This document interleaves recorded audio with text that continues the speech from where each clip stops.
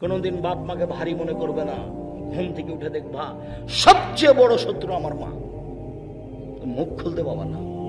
তোমার মা তোমার বিরুদ্ধে বলছে কথাই ঠিক, তোমার মা তোমার বউয়ের বিপক্ষে বলছে কথাই ঠিক, তোমার মা তোমার বউকে দিন রাত গালি দিচ্ছে কথাই ঠিক, তোমার মা সবই উল্টা কাজ করছে কথাই ঠিক, তারপরে তুমি মুখ খুলতে পারবে না।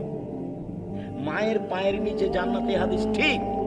মায়ের দিকে শোনা যারে কবুল হজের সমান নেকি হবে, এই কথা মিথ্যা।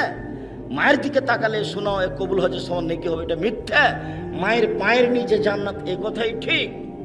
বাপ মার সেবা করে জান্নাত পেল না, তার ভাগ্য দুর্ভাগ্য, এ কথাই ঠিক। বাপ মাকে মূল্যায়ন করলে জান্নাত হবে, এ কথাই ঠিক।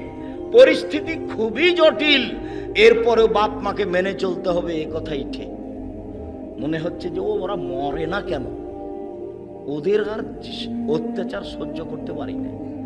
টাকা দিয়ে গেছি সন্ধ্যার সময়, মা এই টাকাটা একটু ফলমূল কিনে খাবেন। ঢাকায় গিয়ে জিজ্ঞাসা করছি তো বলছে বেটা টাকাটা তোর বোনের ছেলেকে দিয়ে দিয়েছি। অবাক কথা, টাকা দিয়ে গেলাম আমি আপনাকে ফল খাওয়ার জন্য, সকাল হতে না হতে আপনি আমার বোনের ছেলেকে দিয়ে দিলেন। ওরা কি ভিক্ষে করে খায় নাকি? না বেটা না বেটা না বেটা, ওটা বলিস না বেটা, দিয়েছি দিয়েছি দিয়েছি, যা দিবেন তাই দিয়ে দিবেন। জি, ও আপনার বোনের ছেলে তার কাছে আপনার ছেলের চেয়ে অনেক প্রিয়।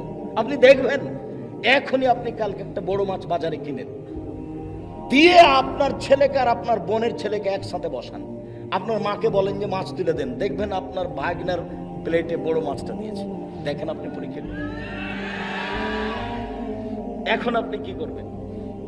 একেবারেই পরিবেশ উল্টা, তবু আপনি মুখ খুলতে পাবেন না।